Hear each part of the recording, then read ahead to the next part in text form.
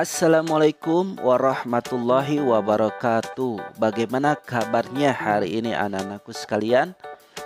Oke, nah kita akan meneruskan materi yang selanjutnya ya, terkait bagaimana cara menguraikan konsep pada teks non-fiksi. Langkah yang utama yaitu kalian harus membaca ya, untuk memahami atau yang mengerti ya, kalian pasti harus baca dulu. Yang kedua, boleh menandai ya inti kalimat atau kalimat utamanya, tentukan. Kemudian tentukan juga ide pokoknya. Oke, anak-anakku sekalian, Bapak akan mengulang terlebih dahulu ya tugas yang Bapak sudah berikan kemarin, yaitu bagaimana cara menentukan ide pokok pada sebuah paragraf ya. Ini pembahasan dan bahkan sudah pernah kita pelajari. Kemudian yang kedua, bagaimana cara menguraikan konsep-konsep pada teks non-fiksi. Oke, kita mulai ke tugas yang pertama. Kemarin Bapak tugaskan yaitu kalian menentukan ide pokok paragraf ya di halaman 103. Anak-anakku sekalian, ini sedikit mereview kembali ya materi yang sudah Bapak berikan di semester pertama. Ide pokok itu apa sih? Yaitu inti dari kalimat utama. Jadi yang dibicarakan di kalimat utama itu apa? Nah, di sini kalian caranya menentukan kalimat utama terlebih dahulu ya. Di paragraf pertama ini kalimat utamanya ada yang berada di awal. Nah, ini ya. Layang-layang merupakan permainan tradisional yang sudah lama dikenal anak-anak di seluruh Indonesia. Titik. Nah, itu dia kalimat utamanya. Dalam kalimat utama ada ide pokok atau pokok pikiran yang dibicarakan. Intinya apa? Nah, di sini intinya yaitu pengertian layang-layang atau permainan tradisional yaitu layang-layang. Boleh seperti itu ya jawaban kalian untuk menentukan ide pokok paragraf pertama. Oke, next yang paragraf kedua ya, penentukan ide pokok paragraf kedua. Di sini kalimat utamanya yang mana anak-anakku sekalian? Ya, betul ya. Layang-layang sering dibuat dalam berbagai bentuk dan ukuran. Sedangkan ide pokok atau pokok pikiran di paragraf yang kedua adalah apa anak-anakku sekalian? Ya, betul, yaitu bentuk dan ukuran layang-layang. Nah, di sini berbicara terkait bentuk dan ukuran layang-layang. Oke, paragraf yang ketiga. Perhatikan anak-anakku sekalian, kalian baca terlebih dahulu ya. Kemudian tentukan kalimat utamanya berada di mana, di awal atau di akhir. Nah, di sini Bapak sudah menemukan kalimat utamanya yang mana? Ya, betul ya. Sejak tahun 1970-an bentuk layang-layang selalu dimodifikasi oleh para seniman. Nah, ini merupakan kalimat utamanya. Di dalam kalimat utama itu ada pokok pikiran atau ide pokoknya. Apa anak-anakku sekalian? Berbicara terkait modifikasi atau perkembangan ya layang-layang. Boleh seperti itu ya. Jadi untuk ide pokok paragraf ketiga adalah modifikasi atau perkembangan layang-layang.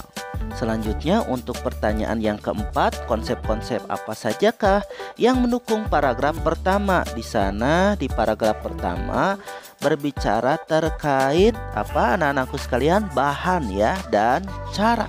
Oke, memainkan layang-layang. Boleh seperti itu ya untuk jawaban yang keempat. Dan pertanyaan yang terakhir yang kelima, konsep-konsep apa sajakah yang mendukung tema teks tersebut? Yaitu kalian simpulannya tadi ya, yaitu dari ide pokok pertama, kedua, dan ketiga.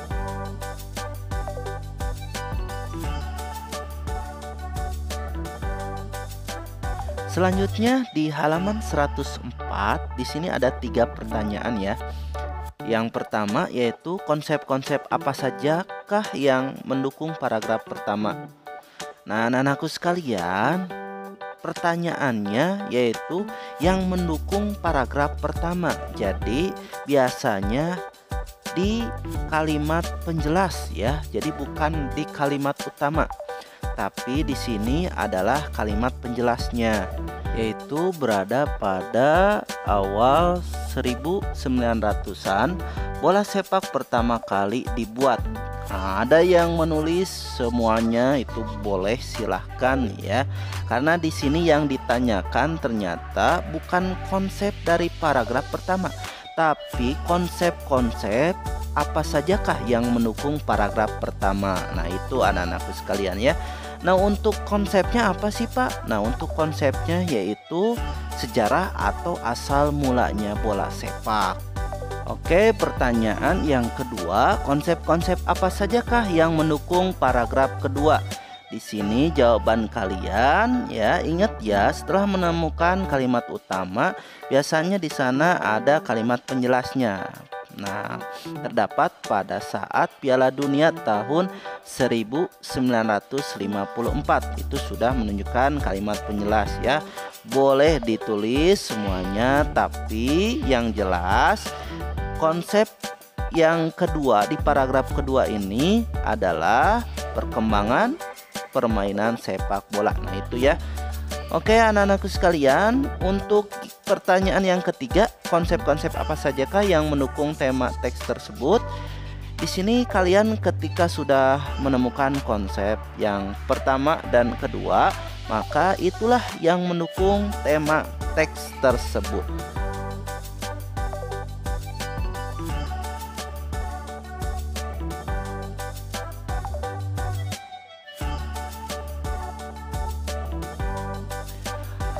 Oke, itu saja untuk pembahasan tugas yang Bapak berikan kemarin ya.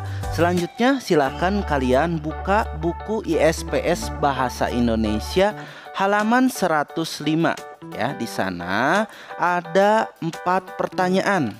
Yang pertama yaitu konsep alasan buku tidak selalu dicetak di atas kertas ada pada kalimat keberapa. Jadi kalian cuman menentukan ini pada kalimat keberapa gitu loh ya.